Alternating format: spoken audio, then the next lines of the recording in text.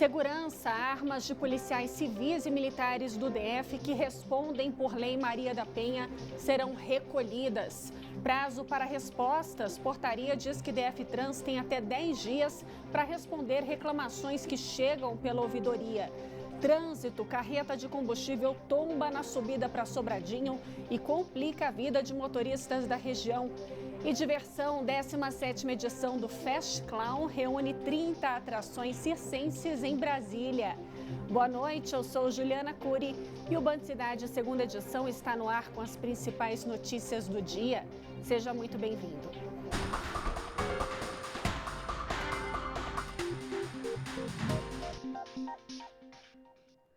A gente já começa o Band Cidade falando do trânsito, viu? Desde o meio da tarde, a situação está bastante complicada na região de Sobradinho. Uma carreta de combustível tombou na BR-020, na altura da loja Resende Materiais de Construção, e provocou um vazamento de gasolina. A pista teve que ser interditada nos dois sentidos. 2 pessoas ficaram feridas. Os bombeiros foram acionados. Um homem e uma mulher estavam na carreta e receberam os primeiros atendimentos. Um deles ficou preso às ferragens, mas foi resgatado e passa bem. Já a outra pessoa teve uma parada cardiorrespiratória e foi transferida para o hospital de Sobradinho. Por conta do acidente, o engarrafamento se formou e tem reflexo até o balão do torto. Até às 6 da tarde, ainda não havia previsão de liberação das pistas. Quem vai para Sobradinho ou Planaltina tem que evitar a saída norte. Se possível, passarem pela DF-150 ou desviar pelo Paranoá. Vamos ver então como é que está a situação do trânsito lá na BR-020. Agora, pelas câmeras do DR, acho que a gente teve um problema... A gente teve um probleminha com a câmera, daqui a pouco a gente vê como é que está a situação lá na subida para o Colorado. Bom, imagine viver em um local onde quando chove enche de lama e quando não chove enche de poeira. Que situação, né? Mas essa é a realidade dos moradores do Guaraparque, também conhecido como o setor habitacional Bernardo Saião. Há quase uma década foi feito um projeto de urbanização para o local. As obras começaram em 2016, mas nunca foram concluídas. E a comunidade é obrigada a conviver com uma série de transtornos. Poeira, lama, buracos. Essa é a situação da avenida principal do Guaraparque. O problema maior para nós aqui é quando não chove. Porque quando não chove vira poeira pura e os caboclos passam fazendo rali, né? E complica demais. O setor está em processo de regularização e por isso algumas obras de infraestrutura começaram a ser feitas na região. Em novembro de 2016, o governo licitou cerca de 32 quilômetros de drenagem de águas pluviais, 46 quilômetros de pavimentação asfáltica, com mais de 164 mil metros de calçadas. Mas, no fim do ano passado, a situação piorou. O asfalto foi arrancado. E agora, moradores, motoristas e comerciantes transitam na lama e na poeira. Não somos contra as obras, mas sim a forma que elas estão sendo executadas, ou paralisadas, como vocês estão vendo. Só que as obras são muito descoordenadas, descompassadas, quebrando 900 metros da forma que vocês estão vendo e não dando seguimento. Os comerciantes estão preocupados. O faturamento caiu e muitos funcionários tiveram que ser demitidos. Hoje nós estamos aí com a queda de mais de 50% dos nossos clientes, entendeu? Com dificuldade, porque a gente trabalha com alimento, né? Hoje nós estamos com 7 funcionários a menos, que a gente teve que fazer demissão de 7 funcionários, diminuiu 4. O cliente sumiu, porque no meu caso ali, nós temos uma farmácia. E a gente é com vidro fechado o tempo todo e limpando o tempo todo, todos os dias tem que limpar. Porque sabe como é que é? Medicamento com poeira, não é coisa boa, não é bom, né? O prejuízo também atingiu os motoristas. Sempre chega gente reclamando que está com os carros todos com a suspensão arrebentada, que está tendo que parar o carro, que gente querendo vender casa para sair. Os moradores se uniram e procuraram a nova CAP. O projeto de obras foi criado em 2010 e está desatualizado. O movimento na região cresceu muito nos últimos anos.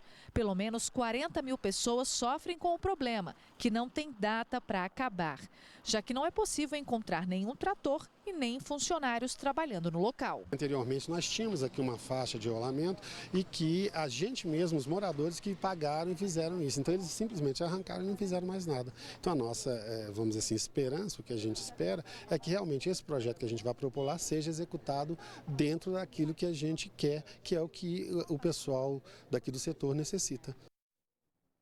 Por meio de nota, a Secretaria de Obras do DF informou que o projeto de infraestrutura do Guaraparque está sendo executado em um ritmo mais lento por causa do extenso período chuvoso que atingiu a capital nos últimos meses. A Secretaria confirmou que os serviços tiveram início no final de 2016 e a previsão é de que sejam concluídos ainda este ano. E olha, a greve do metrô chega ao 22º dia sem sinal de acordo. Para muitos, a saída é mesmo a privatização. Empresas da China e até o metrô de São Paulo estão querendo investir. Assunto de hoje de Cláudio Humberto. Olha, em apenas 15 dias, 10 grandes empresas manifestaram interesse na privatização do metrô do Distrito Federal. Esse interesse demonstra o acerto do governador Ibanez Rocha de iniciar o processo de concessão ou privatização de empresas que nos custam muito caro só para manter privilégios dos apaniguados no próprio metrô, na SEB e na CAESB, só para citar essas três.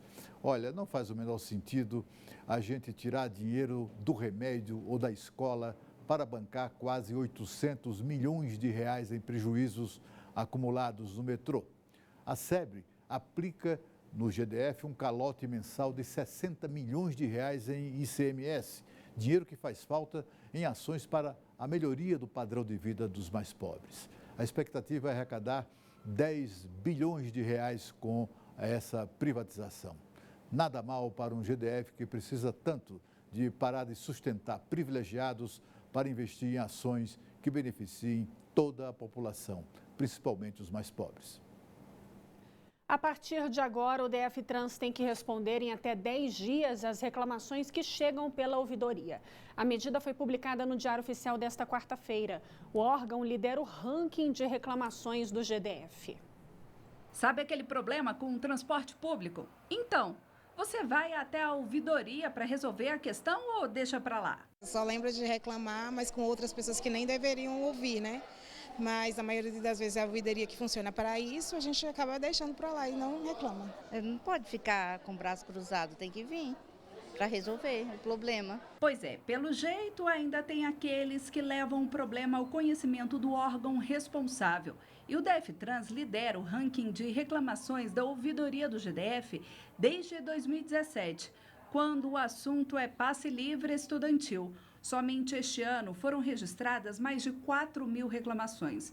O ouvidor-geral atribui o alto número à grande demanda do serviço. A quantidade de reclamações que surge no DF Trans advém do próprio sistema, né? A quantidade de usuários do passe livre estudantil, que no Distrito Federal, é muito grande. Ele afirma ainda que o tempo de resposta e de solução do problema por parte do departamento é rápido. Quando o cidadão procura ouvidoria, né, o problema acaba que é sanado. Só para você ter uma ideia, 63% das demandas de passe livre estudantil, né, são resolvidas. Mesmo que por lei os órgãos tenham até 20 dias para dar a resposta ao cidadão, o DF Trans publicou uma portaria que estabelece um prazo de 5 dias para informar a pessoa que fez a reclamação quais serão as primeiras providências que serão adotadas e 10 dias para a apuração e dar o resultado final da demanda apresentada pelo cidadão.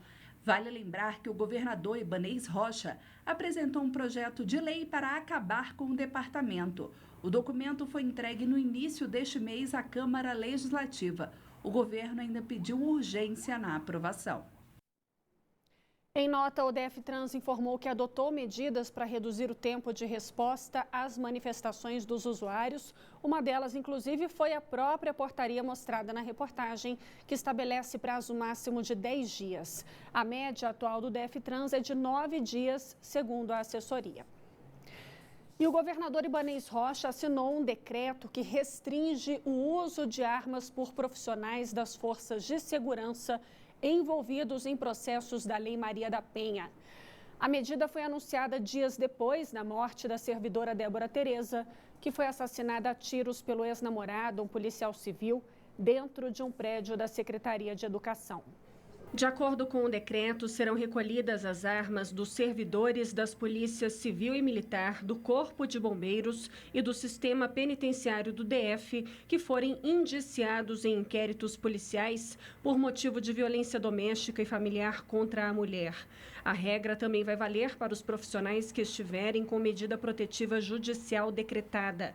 As armas desses servidores ficarão retidas até a conclusão dos processos em que estiverem envolvidos. O objetivo do GDF é reduzir os casos de feminicídio, como o que aconteceu na segunda-feira, quando o policial civil Sérgio Murilo dos Santos entrou no prédio da Secretaria de Educação e matou com 3 tiros a ex-namorada Débora Tereza.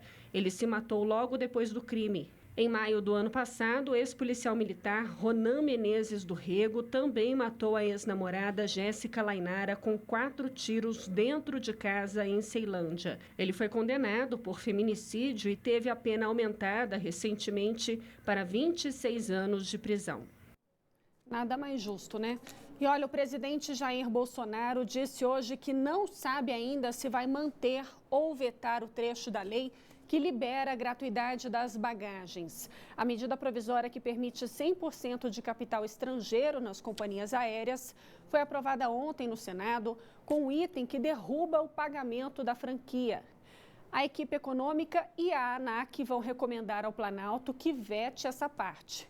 A justificativa, acredite se quiser, é que os preços das passagens podem aumentar ainda mais. Desde dezembro de 2016 é assim. Para despachar malas, mesmo em voos domésticos, é preciso pagar uma taxa adicional cobrada pelas empresas aéreas. Cada passageiro passou a ter direito a 10 quilos em bagagem de mão.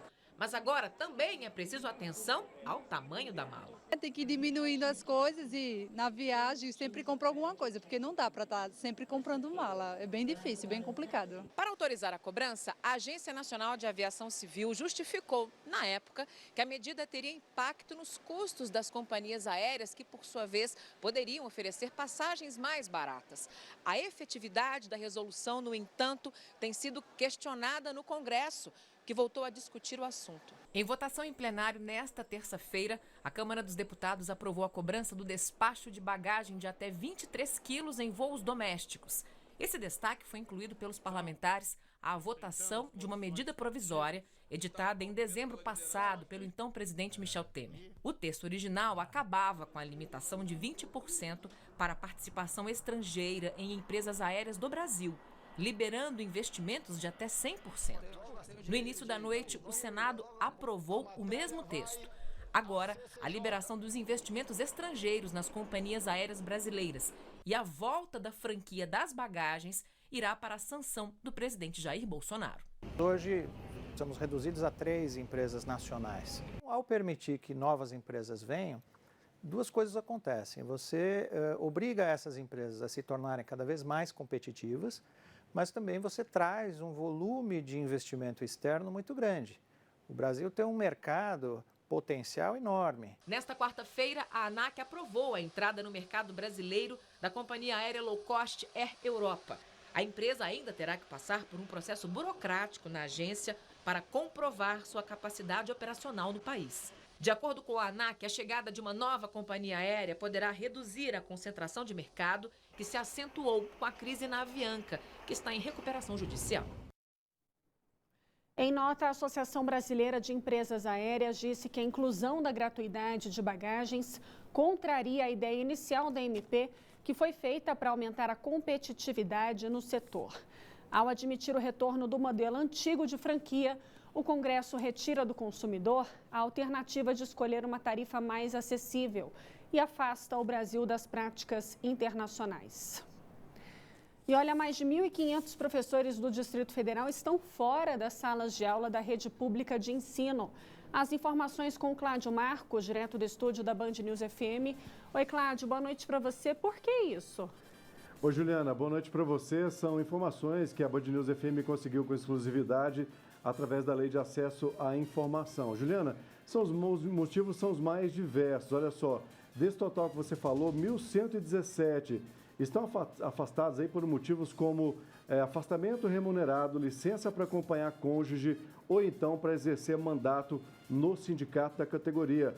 417 profissionais atuam em áreas administrativas.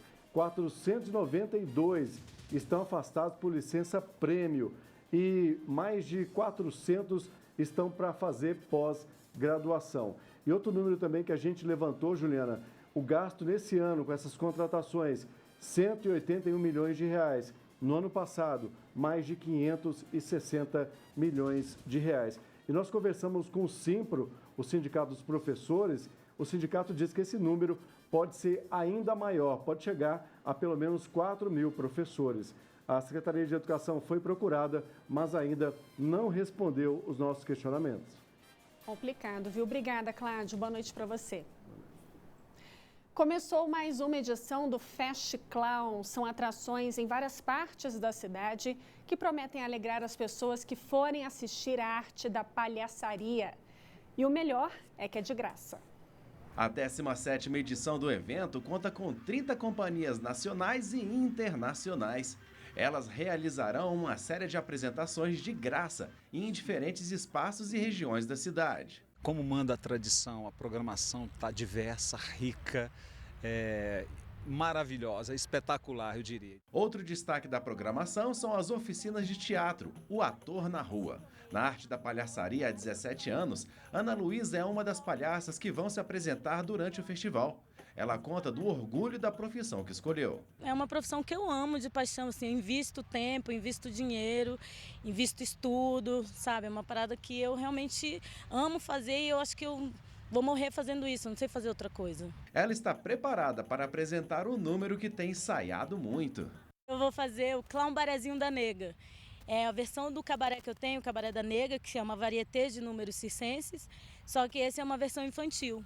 Aí a gente deu o nome de Clown Barezinho da Nega. Vou fazer o Clown Barezinho da Nega e vou fazer o Cabaré das Mulheres, das palhaças. Além do plano piloto, o Fast Clown também vai estar no Gama, Samambaia, Ceilândia, Taguatinga, Guará, no Hospital da Criança e zonas rurais. Fast Clown, ele é o espaço, mais do que um espaço de apresentação artística, ele é também um espaço do compartilhamento de ideias, da convivência, do diálogo, do encontro, né, de toda uma cadeia produtiva da palhaçaria no Brasil. Então, você não pode perder. O festival vai até domingo e tudo de graça. Oi, gente! Eu sou a Madame Froda e estou aqui para convidar vocês para participar desse maravilhoso festival que é o Sesc Fast Clown. Dona Mariquinha, se eu pedir, você me dá uma rede na varanda e um pinico para mijar. Eita, desculpa, pode falar mijar esse horário? Acho que tudo bem, né? Só para relembrar, o 17º Fast Clown vai até domingo, dia 26, e é de graça. Mais informações sobre as apresentações pelo telefone 0800 617 617 que aparece aí na tela. E sábado tem jogão de bola no Mané Garrincha. O Palmeiras vai enfrentar o Botafogo pela 6ª rodada do Brasileirão a partir das 4 da tarde. Você que está em casa quer ganhar um par de ingressos? Então não deixe de assistir ao Band Cidade segunda edição de amanhã. Nós vamos sortear 3 pares de ingressos, viu? Mas é só amanhã. Anota aí na agenda e acompanha a gente. A seguir no SOS Saúde, vamos tirar dúvidas sobre o glaucoma. A gente volta já já.